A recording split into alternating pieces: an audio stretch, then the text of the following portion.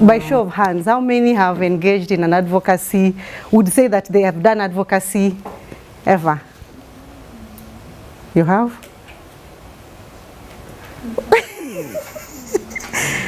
So we feel we've done a bit of advocacy. Does somebody want to maybe just briefly share what kind of an advocacy you've done? And advocacy, maybe you can say your name, please. Okay, my name is Okanda Eugene. Nice to meet you, Okanda. Yeah, in Kenyatta University, Christian Union, we used to do chastity campaign for a whole week because we realized that in campus, the cases of people, we really just needed to talk to people about the aspect of keeping, being pure sexually and showing them the possibility because we stood as samples. As examples. Yeah. Who have stood their ground. I know Richard saying we are disabled. Some of us have been disabled for too long.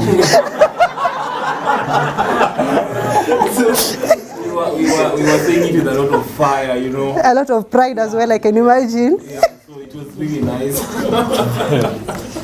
Any other example, yes? Yeah, my name is Boniface. Nice to meet you, Boniface. Recently we didn't have, okay, still, it's a secular university. So there's no like regulation of freedom, there's no freedom of worship, there is no expression of faith.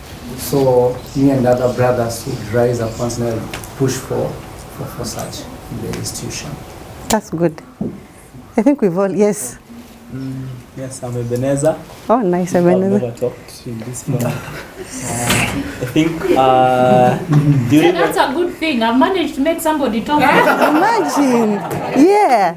Yeah, I think, I've done advocacy before. During my first attachment in public health, we did nice. simple advocacy, like hand washing in the community. Nice. As small as it is powerful. Has great impact. You are thinking like a public health professional. Yes, you wanted to share something? I know, though I've never labeled. Your name first, sir. I think you are very popular. My name is Buns. Buns. Nice to meet you. I know I have advocated for a lot of things in a lot of ways, though I've never lobbied. I've never quite looked at it like now I'm advocating. But I know there are things that I've gone at with all the rhetorical force and insistence at my command, wanting them to happen. But the one that merits mentioning is the... Are you a lawyer? No. You're not? You speak like... Continue. Sorry. But the one that merits... Joe, please, let's give Buns. Is the 2017 National Resistance Movement. That was the mass advocacy in which we were. You participated? We lost one of our own. Oh, okay. All right. Yes, so we went to the streets. I remember myself going at in Kisumu there. Yoga didn't know because it was my pastor. Yeah, so I participated in that. We were advocating for electoral reforms and all that. That's good. Yeah. You want to say something, madam? Okay. So we've actually done even at. Oh, you wanted to share something, yeah? Well, I could share. Oh, please go ahead. It's good to hear a lady's voice. I have also been involved in advocacy in the last election. I was doing advocacy against negative ethnicity in my county, and we worked with the certificate to have that successful. Good. And your name is? Sharon. Sharon, nice.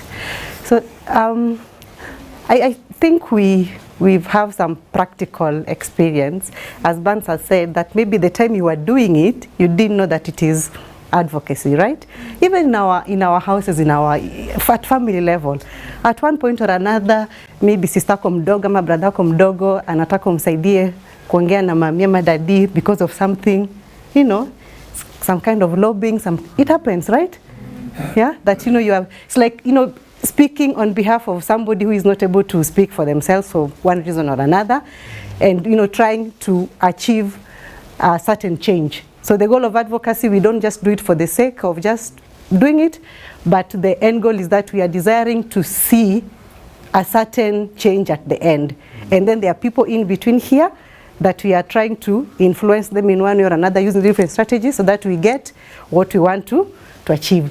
So there are several issues that require advocacy, and I'm happy to hear that AMS yesterday talked about a bit of this in terms of the public issues and public policy issues, and based on that we are going to do our group activity today. I think we've talked about corruption. I had somebody mention corruption. We are all aware of how corruption affects our country.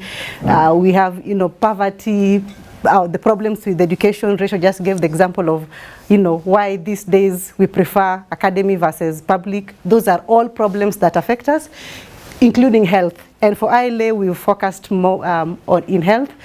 And I'm going to talk a little bit more about that and give specific examples of how we've done that. And these issues, when we don't address them effectively, then what happens? They affect development, yeah? Because we do all this in terms of we want to see Kenya as a country and trickling down to us as, you know, organizations, individuals, families develop. And in this case, development is not just about having money, but a wholesome development, as recognized by UN, is where all issues that are necessary to have a good life and good quality of life, issues concerning the environment, health, education, economy, empowerment, all that, wholesome brings what we see as development. And therefore, there are key actors who are involved in this space, whether state or non-state. Now that's where we are as NGO and individuals, have various roles that we play in these issues. So either through policy, formulation, implementation, education and awareness, you know, the kind of reforms that some of you have shared that you engaged in pushing for electoral reforms, creating awareness, and also, you know, just calling for service, improvement of service delivery. Advocacy is a powerful, you know, approach. It's something powerful that, you know, when done effectively, can actually bring change. And I think Rachel talked about that very well. That is not just about doing it for doing it, but it can actually bring change. The example she gave with it, in regards to legislative advocacy, that is just one law, but it changes the whole country. So it is actually a very powerful approach. And so in terms of how we then address these social issues that are of concern to us, we have various opportunities and various frameworks, starting from global frameworks that are there to try to address some of these issues. We have national policies. We have, I'm sure we are aware of the SDGs. Yes, Sustainable Development Goals. How many are they? 17. Good. Can you just say one? Somebody can say one? Poverty. Mm-hmm. Health and well-being. Hey, you said it very well, exactly the way it is. Good. Yes, so SDGs, there are 17 goals. They are part of the 2013 Agenda for Sustainable Development. And in Kenya, we have Vision 2030. We know that Vision 2030. Nasikenga mtu akisema ati hiyo yako hiyo ni Vision 2030. 2030 is not far, right? Yeah, so when he said like, I want to do this thing, yako ni Vision 2030, because we felt that it is so far away, we could not get it. But yes, we are getting there, but the question is, how far are we in terms of achieving what we wanted to achieve when we started? And 2030 is just, you know, less than a decade from here. And of course, you have the President Uhuru Kenyatta's Big Four agenda that also provides some strategies on how he's going to achieve this to take Kenya to where he intends to take by the time he leaves the position. Next slide, please. So then when we look at our own frameworks, what we have that is trying to address some of these issues. We've talked about the SDGs here, they are. We have our own, policy and legislative framework, starting with the Constitution of Kenya. And yes, I have copies of the Constitution. Before I forget, I have copies of the Constitution. If you are interested, please can grab a copy. I know it could change soon, it could be amended, but please feel free, you can grab a copy before you leave. So the Constitution gives us, enshrines health as a right. We know that? Yes, Article 43, yes, tells us that Kenyans have the right to the highest attainable standard of health and several other nice things. And actually this is the theme for our National Health Policy 2014-2030, EPN Vision 2030 in a way, isn't it? I think we were all just aligning to 2030, all of us. But anyway, so so this health policy is trying to actualize or provide a framework to actualize that provision by the Constitution. And Article 43 is the quoted part, Section 1A, is not the only article or the only place in the Constitution talking about health. There are actually quite a number of them right there, including the right that life begins at conception, all that, yeah? There are quite a number of them. So this just shows that health is a right. It's a fundamental right that is recognized and enshrined in the Constitution, and therefore gives us, all of us as actors, whether government, non-government, the responsibility based on where we are placed to act, to do what we need to do to support in achieving this goal. And Vision 2030 has as one of its vision pillars, in the social pillar, recognizes health as a key role in maintaining a healthy and skilled workforce that is necessary to drive the economy. And of course, SDGs, we've just talked about SDG 3, which is focusing on health, but it is not a standalone goal. All these goals actually have interlinkages, and they contribute to realization of the other goals. So next slide, please. Yes, so I'm going to focus on health. Rachel mentioned that is what we work on. And in health, our main area of focus is non-communicable diseases. We talked about when looking at some of those areas we've worked on. So, and the challenges we have as a country in health include access to quality and affordable healthcare services. We know that, right? Insufficient resources. Most of the time we hear our healthcare workers are on strike because of they are not paid, and we hear that even though they are striking, that they are not paid, that we go to hospital, you are told that, especially public hospitals, madaktari hawako, hakuna madawa. We are aware of those narratives, right? That even in terms of infrastructure, and now that with our constitution that devolves these functions, including health, which has been greatly devolved to the counties, we still have, there have been some improvement, yes, but there's still some problems, yeah, because even with the counties given the power and the space to now deliver services they need to deliver, they still encounter challenges in terms of resources, whether they are money or human resources for health. Then we are also facing a double burden at the moment in Kenya, and actually most countries in the world, of communicable diseases and uncommunicable diseases. So, communicable diseases are the diseases that are illegal. I don't know whether it's still there in syllabus here, primary. Nyinyi mlisoma, nyinyi ni wa zile subjects zilikuwa kidabu, not CBC. Before CBC, there was another revision that removed some subjects. It's not that one. Hiyo, si ndio? Nyinyi ni wa hiyo group. Kwa hivyo mkufanya some home science. Tukufanya social studies. Exactly. Yeah, art and craft, music. Okay, nyinyi ni hiyo group. I don't know whether it was there, but in our time, we had a topic in home science. Ilikuwa ni a class, either 5 or 6. We were talking about communicable diseases, but I'm sure you guys know these things, isn't it? Yes. So, example of a communicable disease? Tuberculosis. Yeah. Why are they called communicable? The mode of transmission, right? So, then non-communicable, it would mean that they are different from communicable diseases because of? Thank you. So the other difference between those diseases that non-communicable diseases are actually called also kind of silent killers, that before somebody realizes they have them, they have advanced, most of them, for instance, cancer, they have advanced to a level that they are not manageable, at that time, then even managing them becomes very expensive because they've advanced to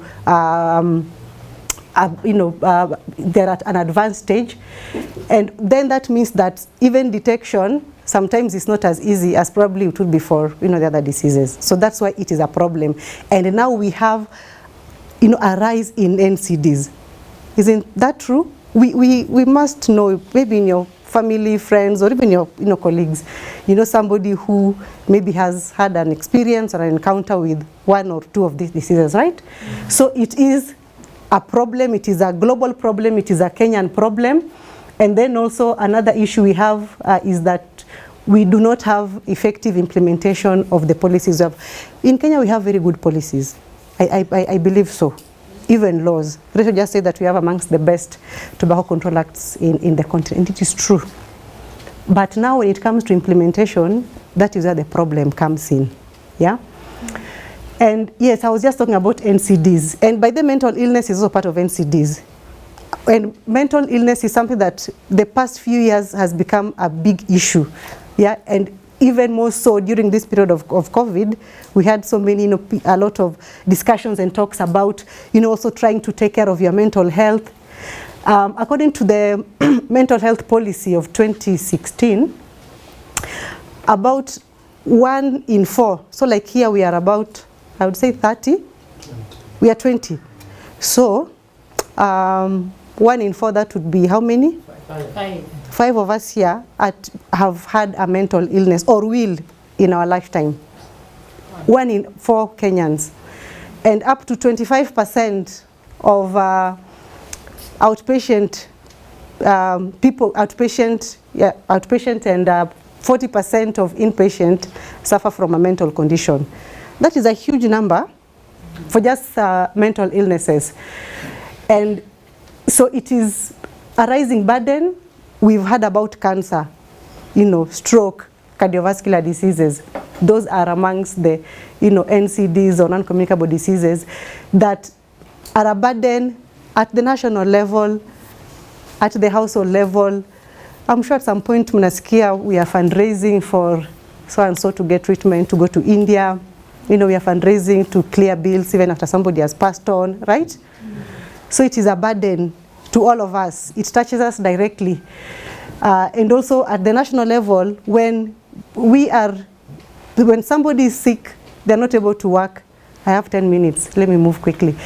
So in terms of the status, in the world, NCDs kill 41 million every year. That is about 71% of all the deaths are as a result of NCDs, and 15 million of these are considered premature. That is, they occur amongst people who are between 30 to 69 years. And why is that? Why would you think that this is premature? If somebody dies when they are between 30 to 69? Thank you. That is the time they are most productive. So it is a premature death, and then they've been robbed of the opportunity to realize the full potential and to develop individually, also even economically. And 85% of all these deaths occur in low and medium income countries such as Kenya. Yeah. So that is how it is. We can move to the next slide. And amongst the major NCDs, there are 4. Cardiovascular diseases account for almost 18 million deaths. We have cancers that account for about 9 million deaths per year, and respiratory diseases at almost 4 million, and then diabetes at about 1.6 million. And just these 4, these are not the only NCDs that are there, but just these 4 account for over 80% of all the deaths that are as a result of NCDs. Yeah. Last year, I lost my father to a cardiovascular disease. It's almost a year now. And my mother is diagnosed with diabetes just recently. And I believe I'm not the only, we're not the only ones in the statistics, right?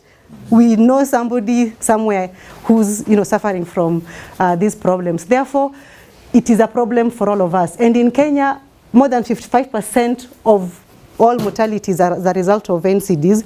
And when you go to an hospital and people are admitted, more than 50% of admissions are a result of one or the other NCDs. That is in public hospitals.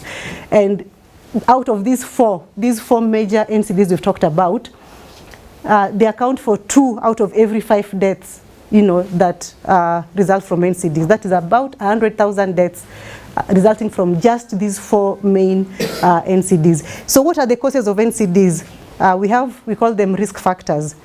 We talked about them when Rachel was introducing earlier. There is tobacco use, harmful use of alcohol, unhealthy diets, physical inactivity, and we also have air pollution. We can move to the next. And these risk factors, they are called modifiable because if action is taken early within a good mix of interventions, they can actually be changed such that they can be prevented and changed and even reversed if possible. And actually that is the goal of the National Health Policy, to reverse and halt NCDs by 2030. Then, so why should we care? I think we've already discussed this, that NCDs have a clear impact on the economic development because they cripple the economy due to foregone national income, lost productivity, and even household poverty. A family that has had a patient, somebody who has cancer, or one of these NCDs, it wipes away pesa inaisha, si ndio? Mpaka watu wanaenda harambee saa zingine. Yeah? So, and according to the National Strategic Plan on Control and Prevention of NCDs, NCDs actually cause a shrink in the household income by almost 30%. Yeah, so a family is subjected into catastrophic expenditures and can end up being held in a vicious cycle of poverty. And also as us as public officers, I'm told that we are young public officers, right? So we have a role to play in supporting advocacy on some of these issues. How? We can either be allies to the people who are outside, like CSOs, like the rest of us, or be the champions that are, calling for change from within. Yeah, and also as believers, we are called to, in our stewardship, to do this work in extending the kingdom of God.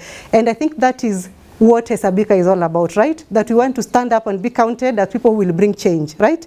And I'm sure you're familiar with the story of Esther.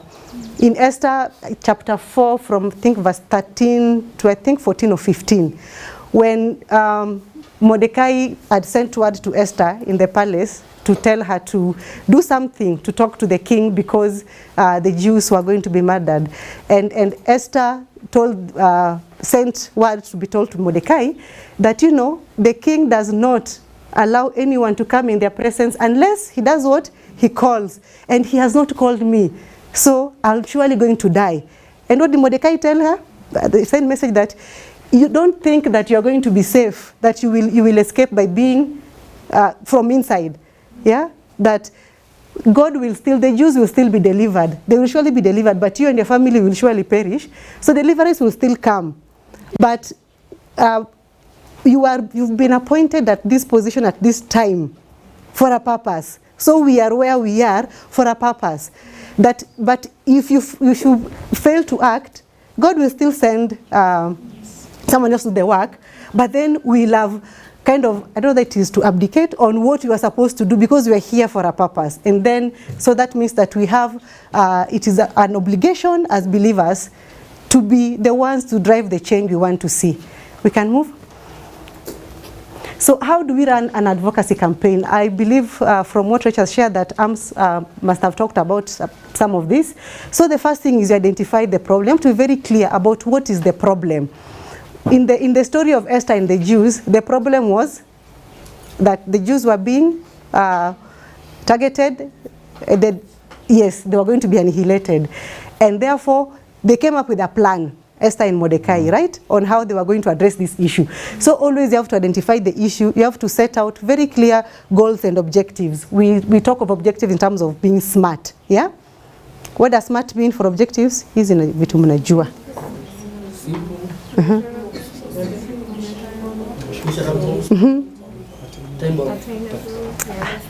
Hizi vitu mnajua. That is very good. So yes, so make sure you have a clear, you know the problem and the issue, and a goal and objective on how you are going to address the issue.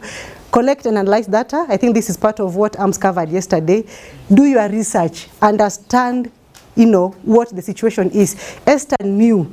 She knew that how, you know, the palace operates. Yeah, what happens in the palace, and that is part of what when we talk about mapping the political and stakeholders. Know who are there in the landscape, who you are going to need, who are the decision makers, the ones that have the power to make the decision, and who have the power to influence. Yeah, that you can use them to influence that decision maker to make the decision you want. Know the environment in terms of what is the prevailing issues politically or economically, what are the issues that are there, who are the people that I can, you know, bring around me, like fellow, maybe CSO, and that takes us to building strong partnerships or networks. Yeah, that an advocacy issue it's not addressed as an isolated issue. Normally it is addressed as part of a bigger problem, the structural approach that Rachel talked about. So when we build these strong partnerships and networks, then it gives that voice, and it gives, you know, that impetus to have and, you know, get the attention of the people we are looking at. Then develop strategies and messages.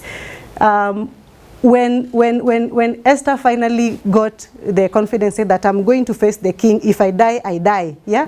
What else did she say? She sent word that please tell all the Jews to fast and pray for how many days? For 3 days. And her strategy after that was she was going to hold what? Banquets and invite the king and Haman. Systematically, it didn't just happen once. They didn't just wake up and say, oh, I think you should host a nice dinner. They planned, right? And it was one after the other, building the momentum and planning. The strategy, for her, the strategy was, yes, she was beautiful. I mean, Rachel talked about kitchen cabinet. Sometimes, and you know, some of those maybe opportunities that we have that we can use, you know, to extend this. So she knew that if you go to the king, if you're not called, then you're going to die. But she had some things to her advantage. Over the period of time, the more than almost a year she had been in the palace being prepared as part of all the other girls who'd been selected after Queen Vashti did whatever she did. She knew that she had found favor and grace with the king. So that gave her the confidence that I can use this, I can go, and surely, and of course with God that believed going before them, then she was going to get even that favor and get the ear of the king, and that worked. Then use clear and direct communication channels. You know, say it as it is. And the communications channels that we choose depend on also who we are targeting. So, of course, these days, even our own president, alisharudi Twitter. Bado hajarudi. Alitoka kabisa. Haki Wakenya ni wabaya. Nyinyi ndio mli Keyotendi wali drive Prezo out of Twitter. Those keyboard warriors, the faceless people, you don't even know where they are, but they are there. Yeah, so I think these days we are all on that, so those are some of the channels we use. And then identifying policy champions. These are people who are going to champion, you know, your idea or your advocacy work, that they are going to stand up and talk about it from the inside or from, you know, where they are. They might not be, like for our case, we get people either from government, somebody that, you know, this person is empathetic to our issue and they understand, and then we can use them as champions to be the one speaking, or even, you know, speaking out for us in places where we are not able to get. Then do what you're supposed to do. After you've made all these plans, you've known who you want to target, who needs to make this decision, then you execute and then monitor. This is not just about doing and living. The thing with advocacy most of the time is that it is never really an end in itself. It is a process, and it can take any form, and so you need to be monitoring and adjusting accordingly. You might have thought that maybe for this issue, our key decision maker is maybe this ministry, that this is where this issue is. Then at some point, something else come up, and especially with our law right now, like in the space we are in tobacco control, there's a lot of changes happening actually in the legislation that is even involving other ministries and giving other ministries kind of the lead role and not the Ministry of Health. So in that case, you are able to adjust accordingly and go back to the battlefield, if I can call it that. Then, of course, you celebrate once you get what you've gotten, celebrate it, but remain engaged. What did Esther and Mordecai do? Oh, my time is up. When after Haman was killed, and now the decree that he had issued out was reversed. They didn't just stop there, right? They were happy, yes, but they continued, and actually God went ahead of them, and they were able to completely eliminate and take over eliminate their enemies, those who are opposing them, apart from Haman. And it's always good to know that in all this, of course, you need resources, but also know you are, let me say, irreducible minimums, but not because of any other reason, but just because it's good to determine what is non-negotiable, because advocacy at some point is some kind of negotiating, right? But then you should have, like, beyond this, I cannot go. And that brings also issues of ethics and all that. I think I have maybe just 2 or so slides, please. Just now to give an example. Am I allowed? Yes. So now this is a practical example of what we are actually doing. We've been doing for many years, and we are still doing it. So our problem here that we've identified, that I believe we all agree on, is that NCDs are a problem. The prevalence in NCDs, how it is increasing and becoming an issue every day, is the problem. So what is the cause? Why are NCDs a problem? Number one, there are several causes why NCDs are now becoming an issue, or why we feel that they are now an issue. We've talked about how we live. Somebody talked about lifestyle, yeah? So, kutumia, yes, using alcohol. I'm trying to remember the word that Rachel used referring to that. No, the drink, that brown. Yeah, no, the brown, I think you were talking about bans.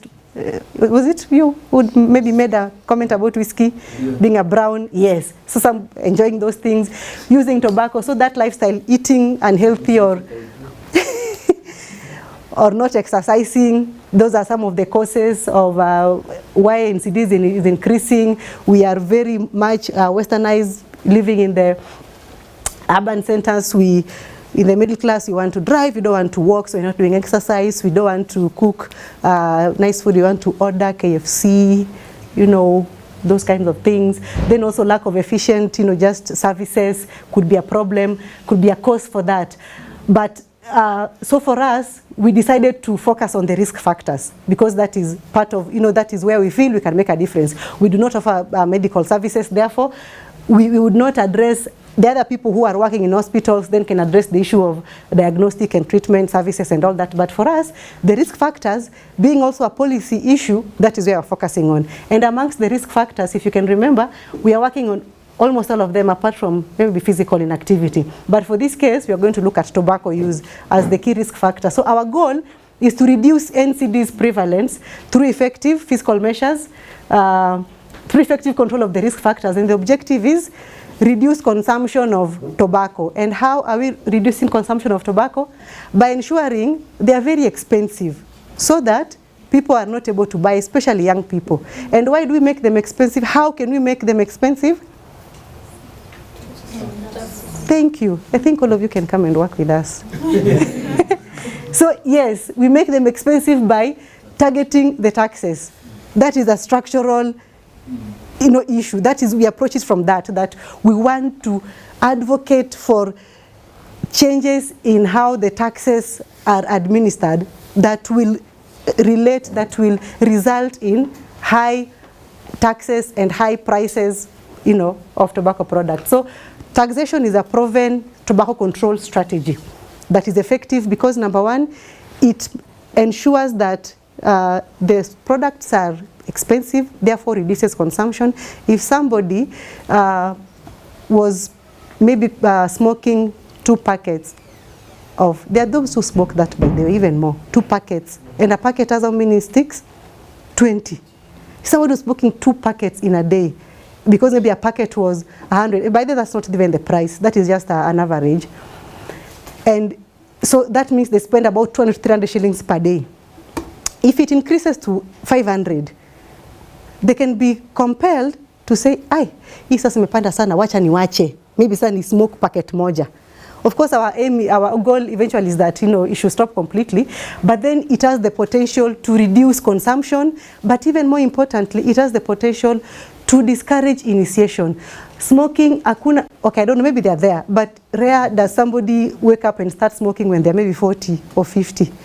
I don't know whether they do at 40, because I hear life begins at 40. But in most cases, maybe that's when they want to start doing things they didn't do. But in most cases, people start smoking at an early age. So, and because of the possibility that somebody maybe akona shilingi 10, anaweza enda nunue stick moja. And by the way, it is illegal to sell cigarette in sticks. It is against the law. As I said, we have good laws, but the problem is enforcement and implementation.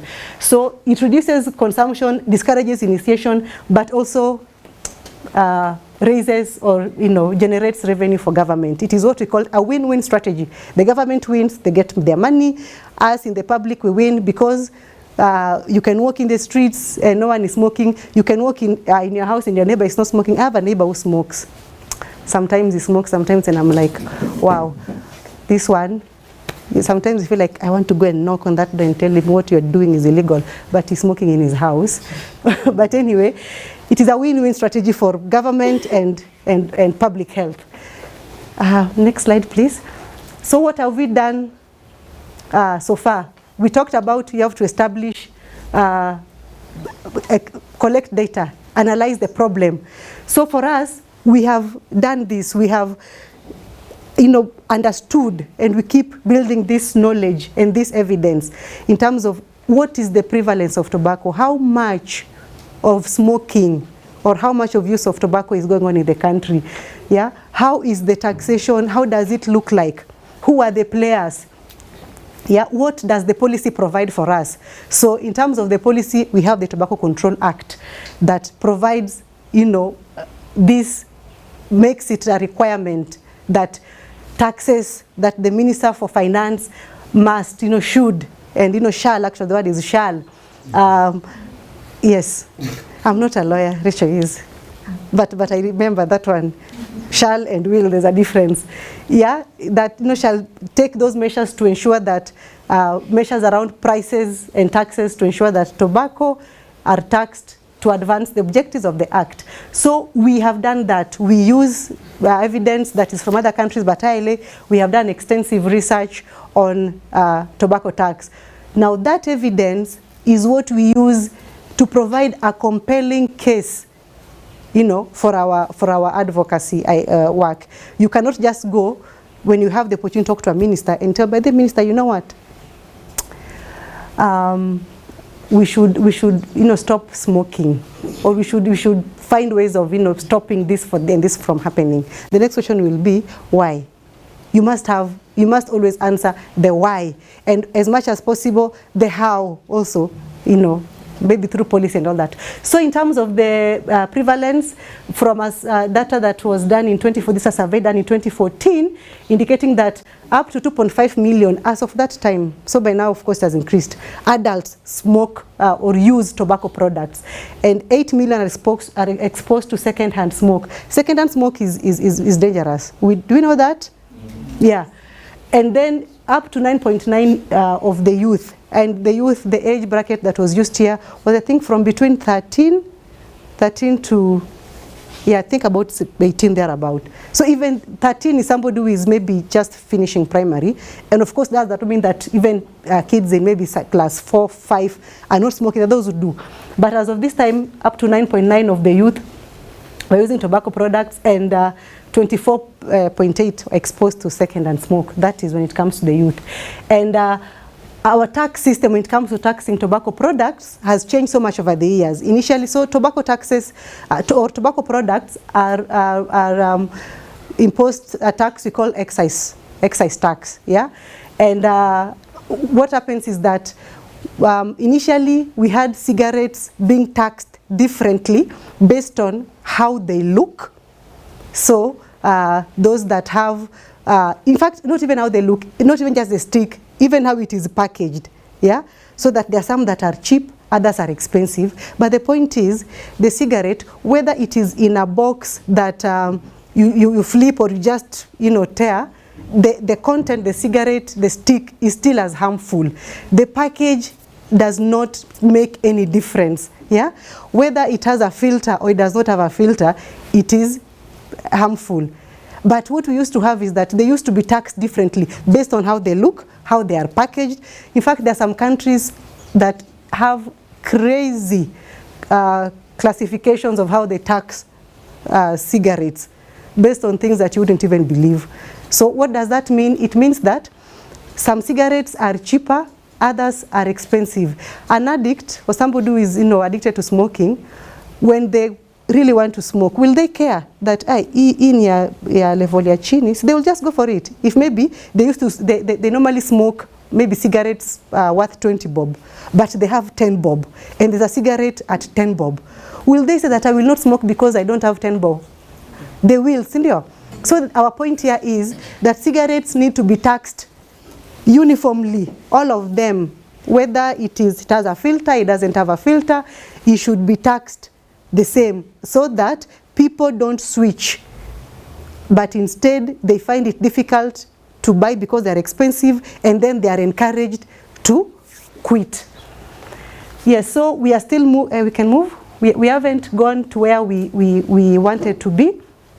At the moment, we have our cigarettes are taxed on two categories, those that have filters and those that do not have filters. So our current advocacy agenda is calling for government to harmonize, to collapse those two, we call them tiers, into one, so that they are taxed the same but at a high rate.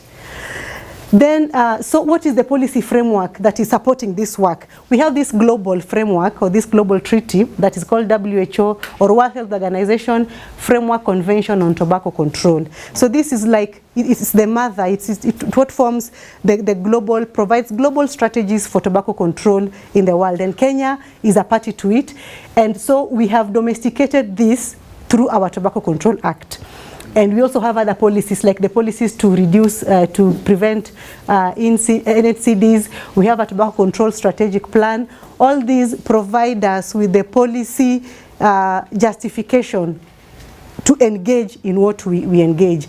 And so that is what we also use to hold the policymakers accountable. That I mean, yes, we have this as Ministry of Health, we have championed this policy, but you are not doing, or these are the things that you need to do. And maybe this is how we propose that it can be done, where in cases where we are able to actually provide the how. So in our mapping, we have identified the process to understand the policy change process, how it goes. So because we are looking at taxation, our policy change channel then becomes the budget making process, because si mnasikianga every year budget ikisomwa, mnajua mnasikianga all this the president saying that on this, si president anasemanga inakwanga CS wa treasury, sindio, that I propose and this increase on fuel, this increase on cigarettes. Yes, so we follow that channel. So that and the budget making process, I believe probably discussed this yesterday.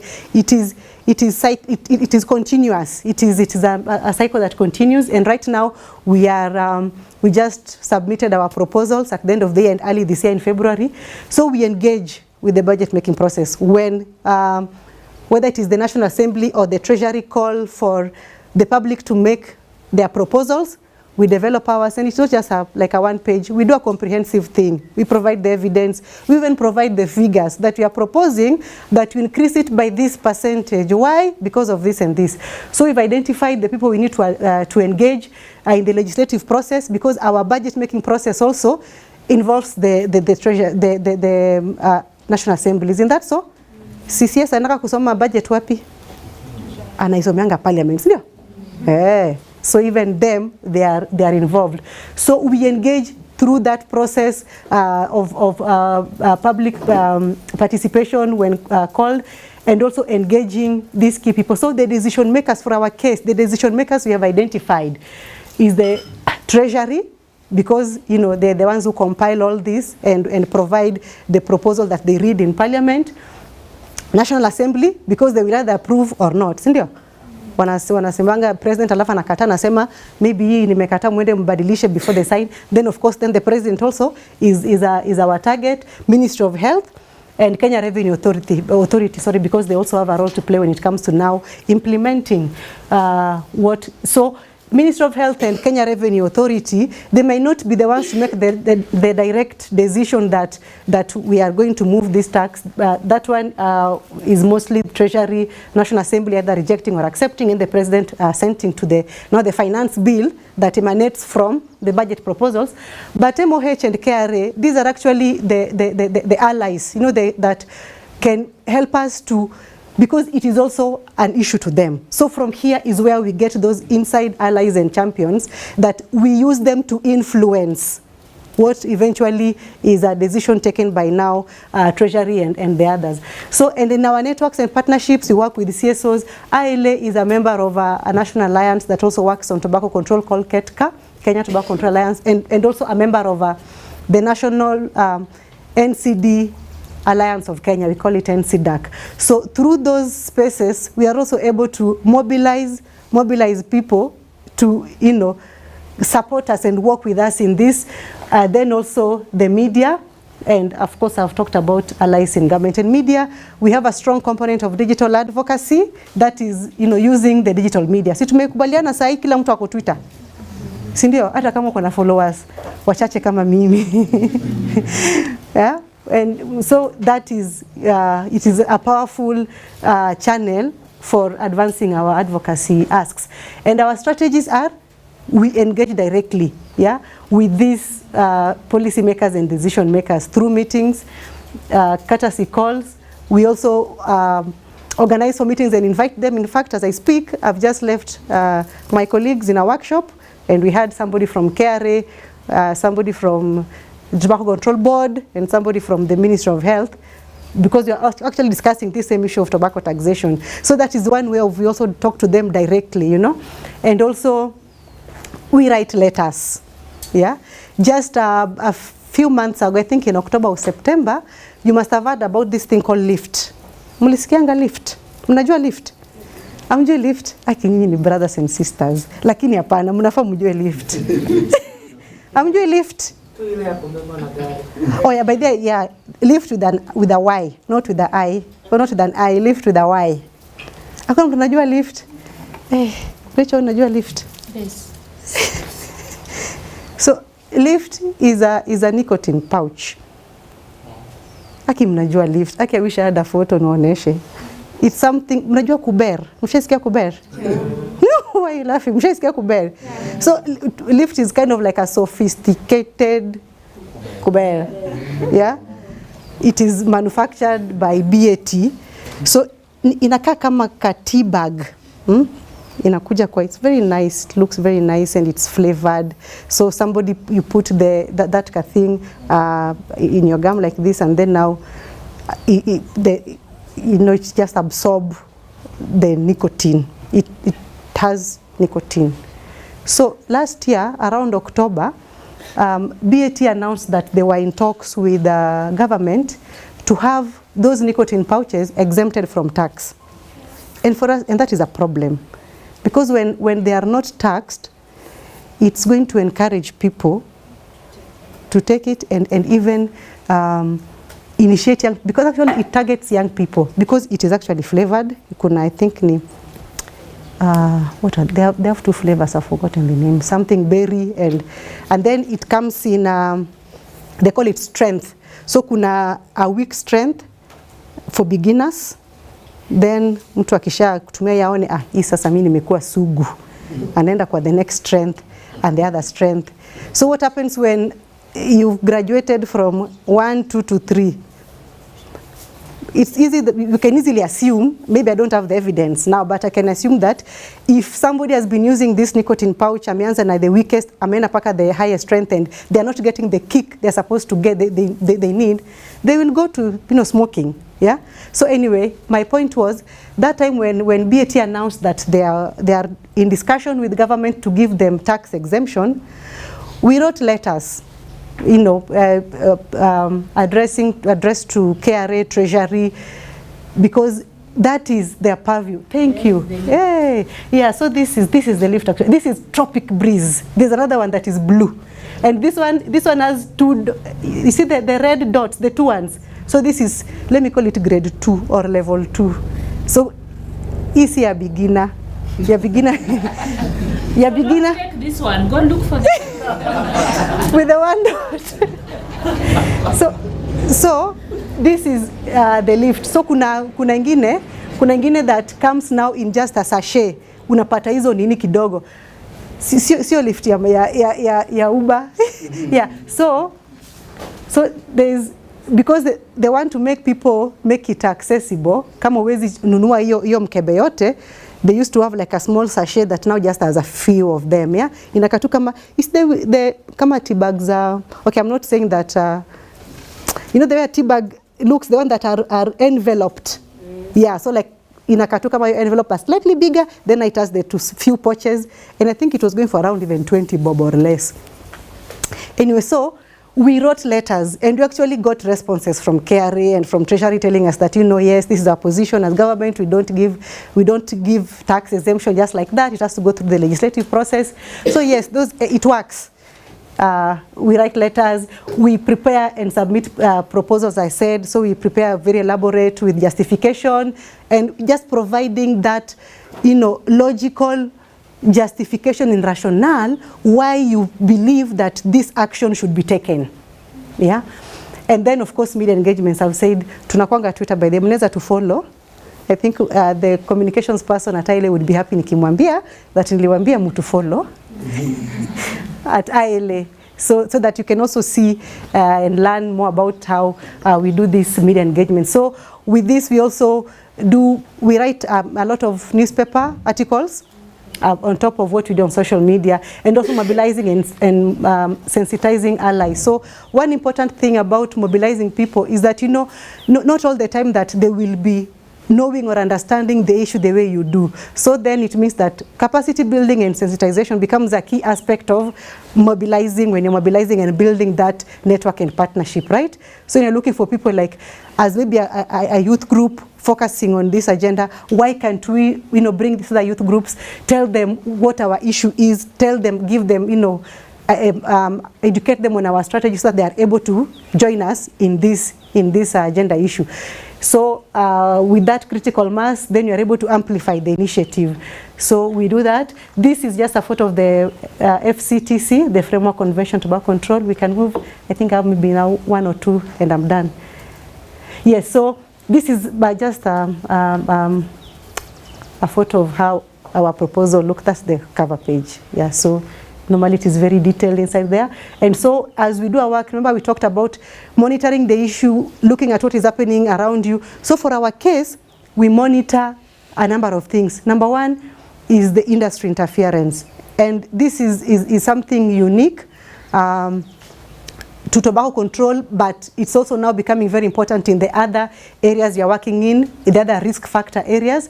Why? Because the industry will always have an opposing view, right? BAT will not like it when their products, yes, they will, when they're told that you have to increase the price, the taxes, sometimes they try to take shortcuts and try to avoid that.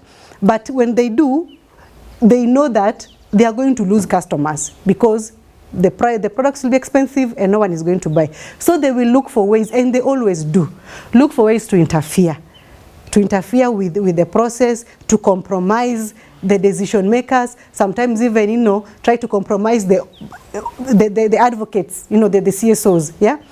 So they use different tactics. And actually, this is something that even WHO has, and other, you know, stakeholders have studied and developed a very, you know, comprehensive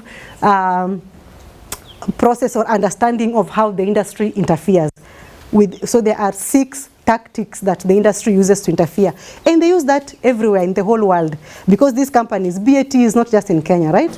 It's everywhere. So we monitor that to make sure that there is no interference, our policy advocacy issue is safeguarded, and there are no unnecessary delays, because that is one of the things they do to delay. We had a regulation that was challenged in court and stayed in court for 5 years. The tobacco control regulations of 2014, they were just, the court, now it went up to Supreme Court. Can you imagine? I'm not saying that tobacco control is a simple thing, but it progressed from every court. The judge was giving a ruling in favor of Ministry of Health. That was the key stakeholder. In every time the court gave a judgment in favor of Ministry of Health, BAT appealed all the way until Supreme Court. So hata sisi tumendanga Supreme Court. Msidhani ni Professor peke. Anyway, so it took 5 years in court because of, you know, the industry. And why do they do that? To delay. So they want to delay so that, you know, they don't, it's not implemented and they continue having their field day. So we monitor that.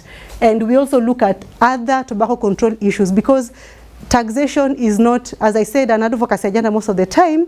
It is not a standalone issue. It happens within, if you look around, within a wider structural issue, or, you know, a wider social issue. So we also monitor other strategies or other areas that need also to be strengthened for us to realize the full benefits or the outcomes that we want from the bigger goal. Remember, we have a bigger goal. It's not just about taxing for taxing. The goal is to, you know, reduce NCDs, right? Then what have we achieved over the years? So for all the years that Tyler's been working on taxation, we've had some wins, we've had some not so good moments, but in 2015, marked a big change, because that is when we had a big change in modifying the tiers. Remember I talked about the classifications or categories of how cigarettes are taxed? So in 2015, we had just one tier. So all cigarettes were being subject to the same tax. In 2017, after the industry really lobbied, and the CS at that time, Henry Rotich, in his statement, he actually even just read and said that, you know, in order to cushion the industry, we are introducing this. So that is when we went back to having 2 tiers. That is what we still have until now, but the rate has been increasing over time. We had an increase in 2019. In 2020, nothing was changed. Because of COVID, sisi wote tulipewa cushions. Hata sisi mliambiwa, you know, the VAT was reduced, right? So even the industry got a relief for that. But this year, our push, we have gone back. The COVID cushioning ilishatolewa. We want the government to harmonize the tiers again, so that they are taxed the same, but to increase again the rate by 15%. I think that, what's the next one? I think it will be the challenges. Yes. So what are the challenges that we face that are also applicable to all of us, I'm sure? Number one, and I think Rachel talked about this, that, you know, we don't do it for us to get recognition. But since we, the policy advocacy process takes a long time. You can work on an issue for a very long time. So it requires patience, it requires that passion, the passion that Rachel said that we can't teach you, that passion to, you know, maintain that momentum, because changing a policy doesn't just happen overnight. And then sometimes you're not even able to really say that it is because of my work that this has happened. Well, for us at ILA, I think because of, the fact that we are doing this for a bigger reason.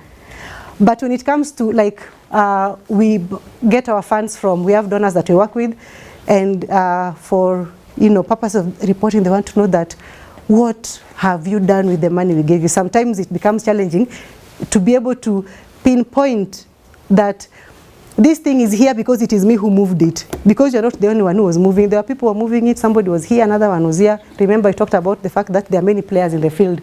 Then interference and resistance from opposing interests. In our case, the tobacco industry is one of such. But in all other advocacy issues that we work with, there will be always somebody on the other side of the fence, right? So sometimes their interest, they will not just sit back and let you, talk against what they are, their interest. Then unrealistic or unethical expectations from stakeholders or partners. This one, I think also, is really important for us as believers. Sometimes, somebody can come with brown envelopes, right? Or, any other proposals that are going to be unrealistic or unethical that they expect from you. And so in advocacy, yes, we focus on the goal. We are focusing on the end goal, but the process is equally very important. What you do in between here, it's not just about the end justifying the means. For us, the means is also important, because when you do madogodanio, wrong things in here and unethical things, then it's actually going to even compromise, even in terms of sustainability, or just providing that understanding and that example that this can actually be done, because we are doing this also as well to provide lessons and being reference points of how this advocacy can be done, and to actually achieve a certain goal.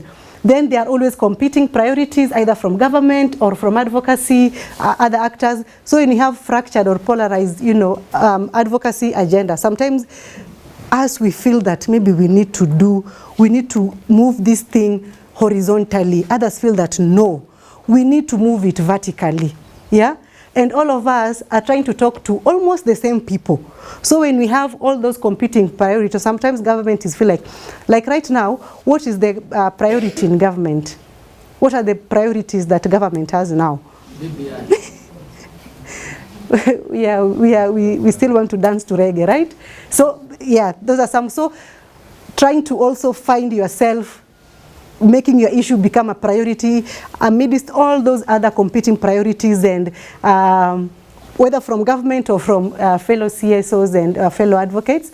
And of course, political environment right now, that is where we are. So it means that any process that requires legislative input, then you know that Parliament are going to be discussing what?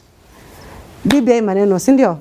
So unaona kwa order paper, they are discussing this document just about the BBI, but then you still I want this tobacco control issue also to be on the agenda. So that also becomes a challenge, and we've seen what happened in 2017, the past elections. During that time, basically a lot of things are affected.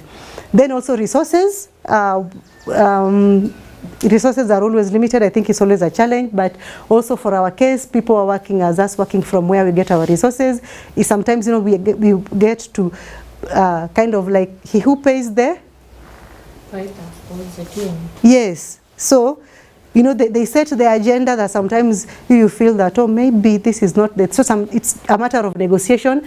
But that also kind of sometimes becomes a challenge. And of course, lack of data. Data is very important in advocacy. If you don't have data, you cannot provide a compelling case.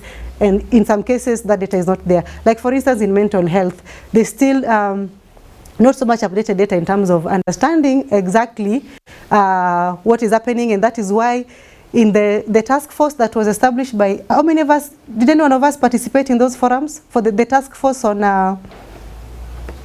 mental health? The one that was going around collecting information. Amukuenda.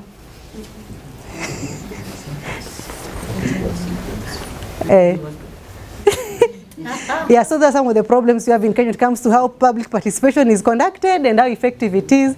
But yes, so when we don't have data, then that becomes a challenge. And I think this is the end of my presentation. Now it's for the group work.